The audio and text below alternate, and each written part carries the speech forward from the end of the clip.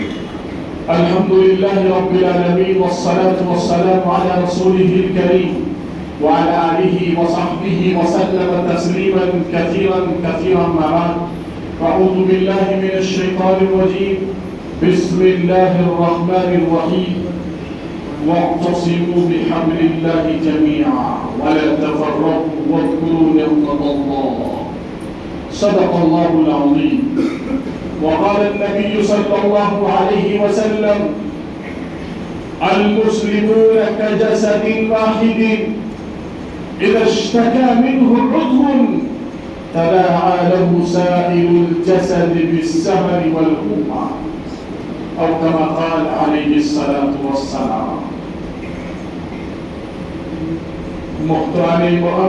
محترم بزرگان دین اور عزیز دوستوں اور بزرگوں، اس وقت عالم اسلام اور پوری دنیا کے اندر جو ایک ماحول ہے، جو ہے پرکشش، ایک ایسی سچویشن ہمارے سامنے منڈلا رہی ہے ذہنوں میں، جس طریقے سے گھنا بادل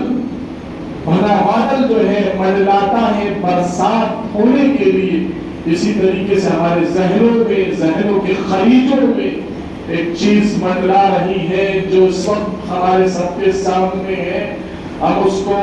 جو ہے دیکھ رہے ہیں اپنے ٹیلی ویژن پر بھی، اپنے موبائلوں پر بھی، اخبارات کی سرخیوں پر بھی، اور طرح طرح کے جو ہمارے ذرائع ہیں، یعنی خبروں کے جو ذرائع ہیں، ان کے اندر دیکھا جا رہا ہے. اور ہم سب واقف ہیں بزرگوں دوستوں کو، قدس اور جو ہے اسرائیل کی جو لڑائی ہے اس کو ہم سب آپ جانتے ہیں. بزرگوں دوستوں، اسلام سے اس کا گہرا تعلق ہے، اس قدس سے اس کا تعلق، اسلام سے ایک ایسا تعلق ہے جس کو جو ہے بیان کرنا ضروری ہے. اگر ایک انسان یہ سوچتا ہے کہ ہمارا تعلق نہیں ہے، ہم کہیں اور رہتے ہیں، ہمارا تعلق خود سے نہیں ہے، ہمارا تعلق بیت المقدس سے نہیں ہے، بزرگوں دوستوں، پھر اس کے ایمان میں کمی آئے گی، اس کا ایمان جو ہے کمزوری کا شکار ہے، اس کا ایمان جو ہے سلب کر ہو چکا ہے، اس کے ایمان کے اندر کمی آ چکی ہے. کیونکہ بیت المقدس جو قدس ہے، یہ جو ہے قبلہ اول جس کو ہم کہتے ہیں، یہاں پر نماز پڑھنا، یہاں پر جو ہے کوئی شخص اگر نماز پڑھتا ہے، حدیث مبارکہ میں آتا ہے کوئی شخص اگر 1-2 رکعت نماز پڑھے تو اس کو 50,000 رکعت نمازوں کا ثواب ملتا ہے. اس طریقے سے کعبے کے اندر 1,00,000 رکعت نمازوں کا ثواب ملتا ہے. اسی طریقے سے بیت المقدس میں کوئی 2 رکعت نماز پڑھے گا تو اس کو 50,000 رکعت نماز پڑھنے کا ثواب اور اجر ملتا ہے. تو مسلمانوں کا تعلق اب سے نہیں ہے، بلکہ اس کا تعلق جو ہے زمین اور آسمان کے بنانے سے پہلے سے اللہ رب العزت نے یہ مسلمانوں کا اور انسانوں کا تعلق بیت المقدس اور کعبۃ اللہ سے جوڑ رکھا ہے. بزرگوں، ہر یہ روایتوں کے اندر آتا ہے کہ بیت المقدس کو آدم علیہ السلام نے جو ہے بنایا تھا، اس کے بعد نوح علیہ السلام نے بھی اس میں کام کیا تھا، اس کے بعد جو اثر و تجدید اس کی گئی تھی وہ کعبۃ اللہ کے بعد حضرت ابراہیم علیہ السلام نے ادھر جو ہے اسماعیل علیہ السلام کے ساتھ کعبۃ اللہ کی تعمیر کی تھی، اور اسی کے ساتھ ساتھ شام میں آ کر حضرت ابراہیم علیہ السلام نے اسحاق علیہ السلام دوسرے بیٹے جو ملک شام میں تھے ان کے ساتھ جو ہے اس کے ہی 40 سال کے بعد جو ہے اس کی تجدید نو شروع کی تھی، یعنی دوبارہ اس کو بنایا گیا تھا. اس کے بعد جو ہے حضرت سلیمان علیہ السلام کے زمانے میں حضرت سلیمان علیہ السلام نے جناتوں کے ذریعے سے اس مسجد کی تعمیر کرائی، اور اسی کے ساتھ ساتھ جو ہے پھر آخر میں یعنی اللہ کے رسول علیہ السلام کا جب زمانہ تھا تو رومیوں کا اس بیت المقدس پر قبضہ تھا، یعنی رومی جو ہے اس پر فائز تھے، رومی اس پر جو ہے یعنی اس پر قابض تھے، رومیوں کی جو ہے کے پاس وہ تھی. اللہ کے رسول علیہ السلام کے زمانے میں اگر آپ تاریخ کا مطالعہ کریں گے اور اللہ کے رسول صلی اللہ علیہ وسلم کی سیرت کا مطالعہ کریں گے تو معلوم یہ ہوگا آپ نے جب مکہ المکرمہ سے مدینہ المنورہ کی طرف ہجرت کی تھی تو اس کے جو ہے 15 مہینے کے بعد اللہ کے رسول علیہ السلام کی خواہش تھی کہ بیت المقدس کے جو ہے کہ بدلے میں اگر جو ہے یہ کعبۃ اللہ کو اللہ رب العزت اگر قبلہ بنا دیتے تو آپ کی یہ دل کی خواہش تھی. آپ کی یہ خواہش جو ہے 15 ہجری نہیں بلکہ ہجرت کے 15 مہینے کے بعد جو ہے یہ خواہش اللہ رب العزت نے پوری کر دی اور جو ہے بیت المقدس کی جگہ کعبۃ اللہ جو ہے قبلہ ہو گیا. اور پھر وہ ظہر کی نماز تھی اور جس کو جو ہے جو حج میں جاتے ہیں اور اسی طریقے سے جن لوگوں نے حج کیا ہے انہوں نے مسجد قبلتین میں ان لوگوں نے نماز پڑھی کہ جس پر جو ہے آپ کو حکم دیا گیا اور نمازی میں آپ نے جو ہے یعنی رخ کو تبدیل کر لیا اور بیت المقدس کی جگہ جو ہے کعبۃ اللہ کو قبلہ بنا دیا گیا.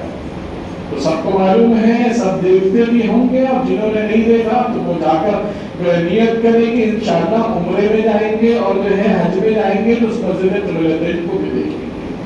تو بزرگ بات چل رہی تھی کہ جو ہے اللہ کے رسول علیہ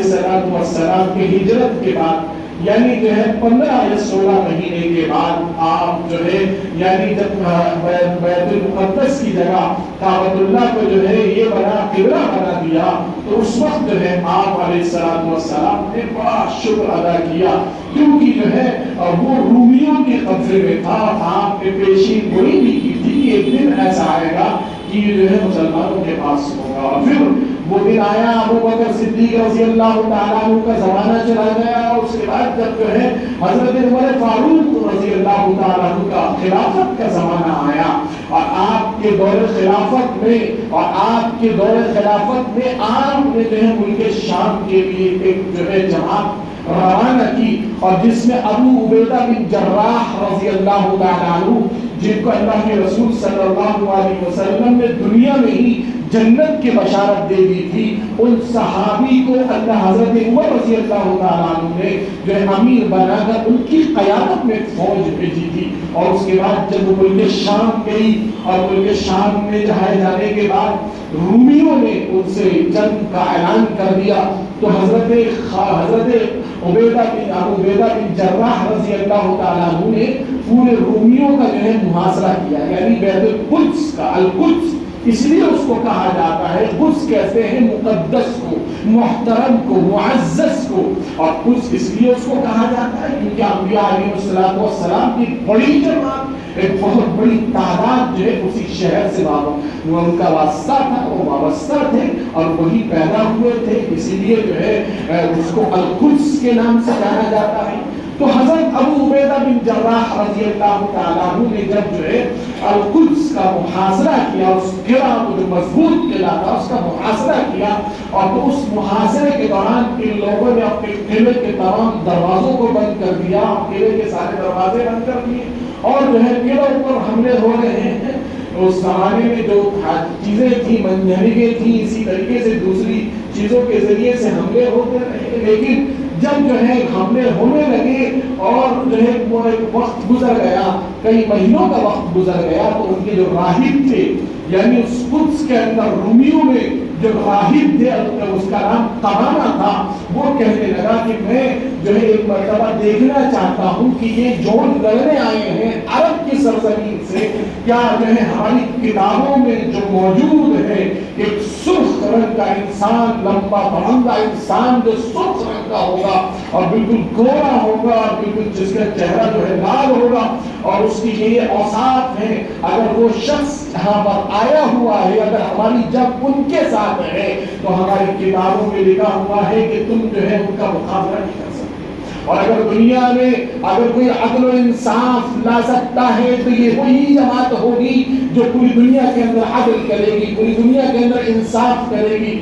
جن کے پاس جو ہے عدل و انصاف کا پروانہ جناب محمد رسول اللہ صلی اللہ علیہ وسلم نے دیا ہے. تو قمامہ جو ہے وہ قلعے کی دیوار پر چڑھ کر جو ہے بلاتا ہے کہ تم اپنے امیر کو میرے سامنے پیش کرو. ابو عبیدہ بن جراح رضی اللہ تعالیٰ عنہ کے سامنے آتے جاتے ہیں، جب ان کے سامنے آتے ہیں تو کہتے ہیں کہ بھائی میں اس لشکر کا جو ہے سردار ہوں، اس لشکر کا اللہ کے ہمارے امیر المومنین نے مجھے جو ہے سپہ سالار بنا کر بھیجا ہے۔ تو بزرگوں دوستوں جب تماما نے دیکھا کہ جو ہے یہ شخص جو ہے کون ہے، اور دیکھا جب ان کے اوصاف پر نظر پڑی ہے، تو اس نے خاموشی کے ساتھ کہنے لگا، اپنے وہ حضرت ابو عبیدہ بن جراح سے کچھ سوال و جواب نہ کیا، اور وہ حضرت ابو عبیدہ بن جراح کہنے لگے یا تو اسلام سب قبول کر لو، یا تو جزیہ دے دو، یا تو جو ہے تیسری شرط یہ ہے کہ یا تو ہمارے ساتھ جو ہے یعنی جنگ کرنے پر جو ہے آمادہ ہو جاؤ، جنگ کرنے کے لیے آ جاؤ۔ لیکن اس شخص نے، اس تماما نے کوئی جواب نہ دیا، اور اپنی قوم سے آ کر کہا جو ہماری کتابوں میں لکھا ہوا یہ وہ شخص نہیں ہے، تم جنگ جاری رکھو۔ جنگ 4 مہینے ہو گئے، تو جب جو ہے تماما نے راہب نے دوبارہ کہا کہ اپنے لشکر کے امیر کو بلاؤ، اور کہنے لگے کہ بھی تم ہمارے ساتھ جنگ کر رہے ہو، تم ہمارے ساتھ جیت نہیں سکتے۔ اس وقت تک جب عرب کی سرزمین سے سرخ رنگ کا شخص اور ہماری کتابوں میں اس کے اوصاف لکھے ہوئے ہیں، جب تک وہ نہیں آ جاتا تب تک جو ہے ہم تم کو جو ہے یعنی ہم تم سے یعنی ہار نہیں سکتے۔ تو حضرت ابو عبیدہ بن جراح رضی اللہ تعالیٰ عنہ نے فرمایا کہ ان کے اوصاف کیا تھے؟ کہا ہم تمہیں اوصاف نہیں بتائیں گے، ہاں لیکن تمہیں اتنا ضرور بتا دیں گے، ان کو جو ہے فاروق کے نام سے جانا جاتا ہے، اور وہ جو ہے بہت سخت مزاج، یعنی اللہ کے رسول صلی اللہ علیہ وسلم اور دین اسلام کے لیے مرنے مٹنے والے، اور کسی ملامت گر کی ملامت کو جو ہے اس سے ڈرنے والے نہیں ہیں۔ ایسے شخص کے ہاتھ میں ہمارا یہ ملک جو ہے فتح ہوگا۔ حضرت ابو عبیدہ بن جراح رضی اللہ تعالیٰ عنہ ایک نعرے لگا کر اور جو ہے بہت بلند آواز سے کہا، کہنے لگے وہ ہمارے امیر، ہمارے خلیفہ خلیفۃ المؤمنین حضرت عمر فاروق رضی اللہ تعالیٰ عنہ ہے۔ انہوں نے کہا کہ تم ان کو بلاؤ، اگر تم ان کو بلاؤ گے تو ہم جو ہے یہ کچھ سب کا ساری چابیاں ان کے حوالے کر دیں گے بغیر جنگ کی۔ تو حضرت ابو عبیدہ بن جراح رضی اللہ تعالیٰ عنہ نے اپنے لشکر کو آ کر خوشخبری دی اور کہا کہ آج جو ہے یہ ملک فتح ہو چکا، اور اس کے بعد حضرت عمر فاروق رضی اللہ تعالیٰ عنہ کو ایک خط لکھا، اور قصہ مختصر یہ ہے کہ حضرت عمر فاروق رضی اللہ تعالیٰ عنہ جب جو ہے آتے ہیں، اور آنے کے بعد جو ہے پورے لشکر کے اندر جو ہے خوشی دوڑتی ہے، اور خوشی کی لہریں دوڑتی ہیں، اور اس خوشی کے مارے اور جب جو ہے ظہر کی نماز ادا ہوتی ہے، اور نماز کے بعد پورے لشکر نے جوش کے ساتھ جب نعرہ لگایا تو جو ہے پورے قلعے کی برجیں اور قلعے کی دیواریں جو ہے وہ ہلنے لگی، اور تو کہنے لگے کیا بات ہے، کیا دوبارہ جو ہے عرب کی سرزمین سے جو لوگ آئے ہوئے ہیں انہوں نے ہمارے اوپر حملہ کر دیا۔ جلدی سے وہ شخص تماما جو راہب تھا اس نے اپنے آدمیوں کو بھیجا کہ معلوم کر کیا ہو گیا۔ کہنے لگے ان کا امیر اور ان کے خلیفہ جو امت المسلمین کے خلیفہ ہیں وہ عمر فاروق وہ جو ہے آئے ہوئے ہیں۔ تو اس کے بعد جو ہے تماما دوڑتا ہوا گیا، کہنے لگا کہ اپنے امیر کو بلاؤ۔ حضرت عمر فاروق رضی اللہ تعالیٰ عنہ اپنے ہتھیار کو رکھ کر گھوڑے پر سوار ہو کر اور وہ 14 یا 16 پیبند لگے ہوئے جبے کو پہن کر جب کمانہ کے سامنے اور قلعے کے نیچے گھوڑے پر کھڑے تھے، اور ابو عبیدہ بن جراح رضی اللہ تعالیٰ عنہ کے مشورے سے ان کو بھی طے کیا گیا تھا وہ بھی کھڑے تھے، تو اس کمانہ نے زور سے کہا، زور آواز سے بلند آواز سے کہا کہ یہ وہی شخص ہے جس کے بارے میں ہماری کتابوں میں لکھا ہوا ہے، اگر تم ان کے ساتھ جنگ لڑو گے تو تم کبھی ان کے ساتھ جو ہے جنگ جیت نہیں سکتے۔ اور کہتا ہے وہ شخص کہ اپنے لوگوں سے کہ جلدی سے دیواریں اور قلعوں کی دیواریں اور قلعوں کے جو ہے دروازوں کو اور قلعوں کی دیواروں پر جو مضبوط دروازے تھے ان دروازوں کو کھول دیا جائے اور جلدی سے ان کا استقبال کیا جائے۔ اور جب حضرت عمر فاروق رضی اللہ تعالیٰ عنہ آتے ہیں تو آنے کے بعد ان کے سامنے عاجزی کی جاتی ہے، ان کے سامنے گڑگڑاتے ہیں اور ان کے سامنے قدس کے اور بیت المقدس کی چابیوں کو دے دی جاتی ہے کہ ہم بغیر مرے آپ کو یہ ملک دیتے ہیں۔ بزرگوں دوستوں اس وقت سے لے کر حضرت عمر فاروق رضی اللہ تعالیٰ عنہ کے پاس جب القدس کا جو ہے آپ نے فتح کر دیا اور آپ کے بعد 500 سال تک جو ہے اس کے اندر کوئی یعنی رد و بدل اور کوئی چیزیں وہ بادشاہ آتے قبۃ الصخرہ بنایا تجدید کرتے، لیکن جو ہے اللہ کے فضل سے 500 سال تک القدس مسلمانوں کے پاس تھا۔ اس کے بعد جو ہے 5 ہجری یعنی جو ہے آپ اگر دیکھیں گے 5ویں صدی میں، اگر 5ویں صدی ہجری میں اگر آپ دیکھیں گے تو اس وقت جو ہے یعنی اس وقت یہ ہوا یعنی 1100 عیسوی کے آخر میں یا جو ہے 10ویں عیسوی کے آخر میں اور 1100 عیسوی کے شروع تک جو ہے بزرگوں دوستوں یہ پھر جو ہے اس زمانے میں یعنی یہ صلیبیوں نے ان کو جو ہے مسلمانوں کو وہاں سے بھگایا اور مارا، یہاں تک کہ گھوڑے کے ٹاپویں اور گھوڑے کے جو ہے گھوڑوں کے ٹاپویں خون سے گرد آلود ہو گئی اور مسلمانوں کو جو ہے یہاں سے تہس نہس کر بھگا دیا گیا۔ اور اس کے بعد جو ہے 1100 کے اوائل میں صلاح الدین ایوبی رحمۃ اللہ علیہ نے اس کو فتح کیا 17 یا 18 سال کی جدوجہد کے بعد۔ اس کے بعد سے بزرگوں دوستوں اگر آپ تاریخ دیکھیں گے تو آپ کو معلوم ہوگا صلاح الدین ایوبی رحمۃ اللہ علیہ نے القدس کو بہت بڑا علاقہ یعنی اس کی اتنا بڑا شہر بنا دیا، پورا جو ہے یہ جو علاقہ آج جو ہے لبنان کا علاقہ ہے، مصر کو بھی اس میں ملایا گیا اور اسی طریقے سے جو ہے پورا علاقہ ملاتے آج جو ہے اسرائیل کے بعد جو علاقہ ہے یعنی تل ابیب، یہ سارا کا سارا علاقہ جو ہے اس پر یعنی فلسطین کے کو بڑھا کر اور اتنا بڑا القدس کو اتنا بڑا کر دیا گیا۔ بزرگوں دوستوں لیکن آپ اگر دیکھیں گے تو اس وقت میں جب جو ہے یہ عثمانی خلافت کے زمانے کے آخر تک جو ہے یعنی صہیونی طاقتوں کو ایک مٹھی یا اسی طریقے سے 1 انچ زمین نہیں دی گئی، جب بھی برطانیہ نے اور امریکیوں نے جب بھی صلح کر کے اور جو ہے یعنی خلافت عثمانی کے جو بادشاہ تھے ان کے سامنے جب عاجزی کی اور خریدنا چاہا تو ان لوگوں نے ان کو لپیڑا اور ان کو 1 انچ زمین دے دی۔ لیکن اس کے بعد جب دیکھا صہیونی طاقتوں نے اور اسی طریقے سے صلیبی طاقتوں نے، یہ اس لیے آپ کو بتایا جا رہا ہے تاکہ آپ کو تاریخ کا تھوڑا سا علم ہو کہ بیت المقدس کی کیا قیمت ہے۔ ملک کے پوری دنیا کے تمام مسلمان جو بادشاہ تھے سب نے القدس کی حمایت کی، القدس کے لیے کچھ نہ کچھ کیا۔ تو یہ علاقہ جو پورا کا پورا جو ہے یعنی خلافت عثمانیوں کے زمانے میں جب دیکھا کہ بھئی جو ہے القدس فتح نہیں ہو رہا ہے تو اس وقت جو ہے صلیبی اور جو ہے صہیونی جو زائونسٹ صہیونی ہے، صہیونی ان کو کہا جاتا ہے جو یہودیوں کا ایک الگ گروپ ہے جس کو زائونسٹ جو آج اسرائیل میں قابض ہے ان کو زائونسٹ کہا جاتا ہے۔ جو جیوز ہے وہ اسرائیل میں جیوز نہیں ہیں بلکہ وہ زائونسٹ جیوز ہیں، وہ اپنے آپ کو یہودی کہتے ہیں لیکن وہ یہودی وہ والے ہیں جو زائونسٹ ہیں، جو صہیونی زائونسٹ ہیں۔ ان کی فطرت میں مکاری اور فطرت میں جھوٹ اور فطرت میں فریب پیدا ہوا ہے، جنہوں نے ہمیشہ جو ہے دغا بازیاں کی، جہاں بھی رہے وہاں دغا بازیاں کی۔ اگر آپ دیکھیں گے تو اس کے بعد جو ہے سلطنت عثمانیہ کے خاتمے کا سبب یہ لوگ بنے، یہی وہ صہیونی اور یہی وہ صلیبی طاقتیں جو ہے سلطنت عثمانیہ کے شہزادوں کو خرید کر اور اس کے بعد جو ہے اس کو جو ہے اس کو زوال پذیر کا دن دیکھنا پڑا اور اس کا پتن ہوا بزرگوں۔ اور اس کے بعد جو ہے ان لوگوں نے ان لوگوں کے ذریعے سے ایک سرزمین جو ہے مان کی اور اس وقت کی فری نیشنل تحریک اور اسی طریقے سے اور بھی جو اس وقت کے جو سرمایہ دار،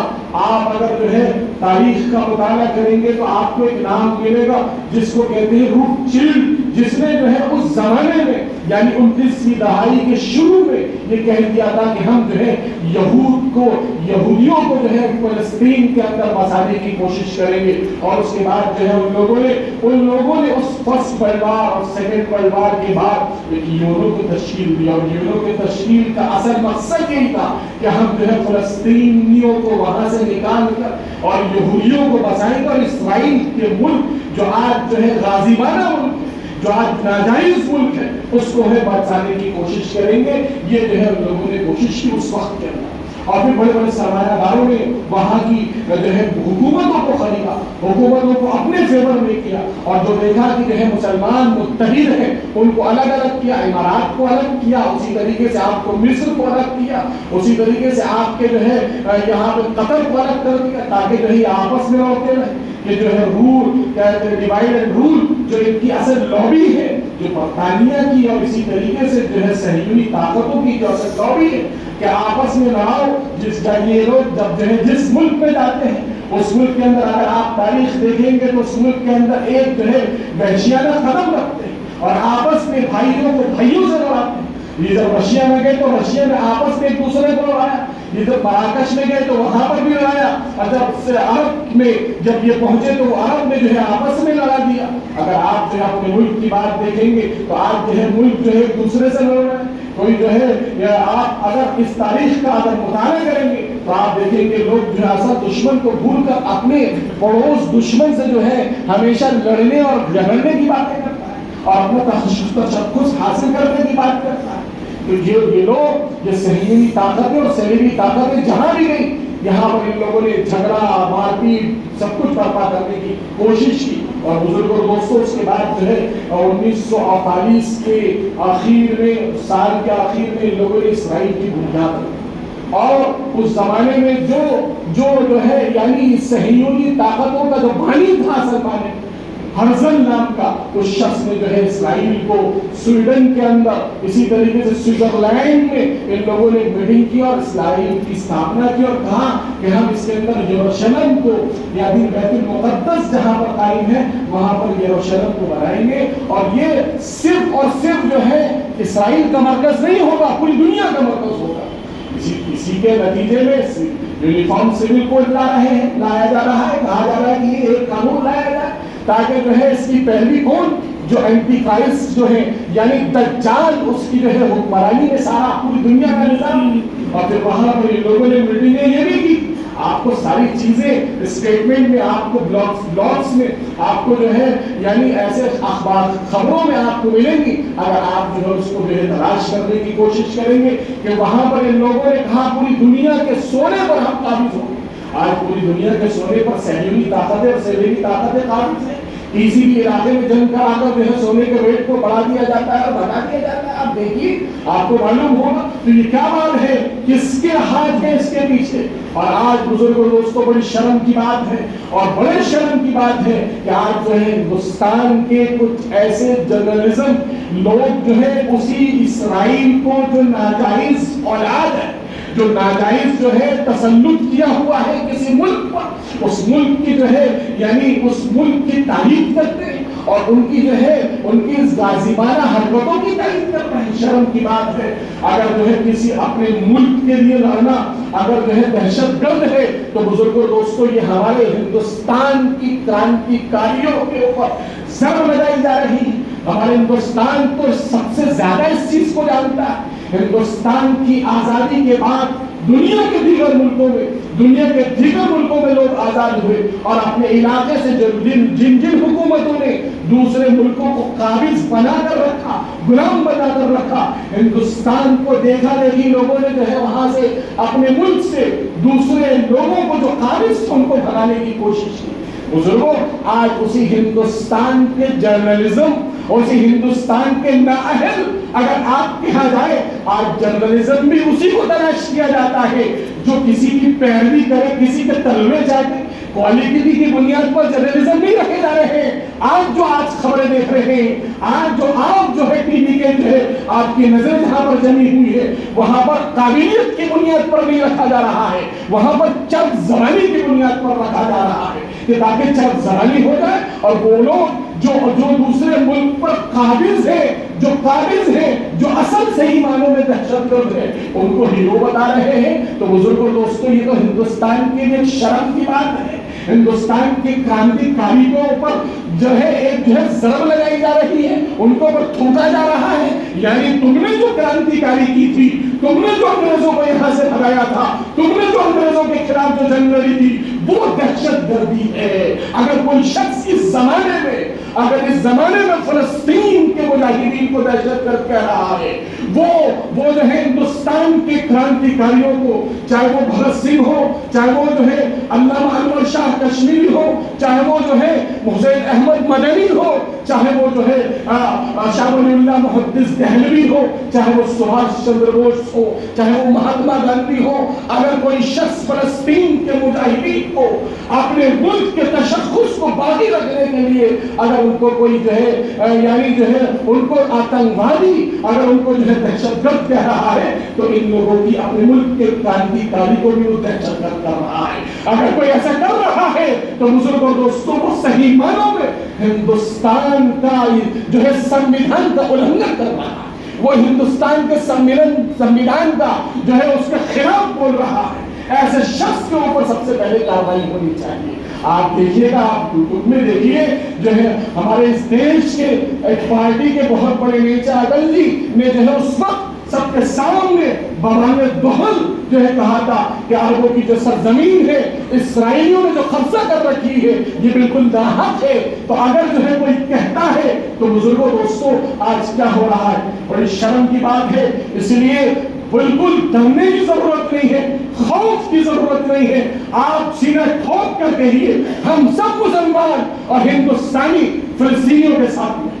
ہم سب ہندوستان کے مسلمان اور ہندوستان کا ایک ایک فرد امن پسند, ہندوستان کا ایک ایک امن چاہنے والا وہ سب کے سب جو ہے فلسطین کے مجاہدین کے ساتھ ہے.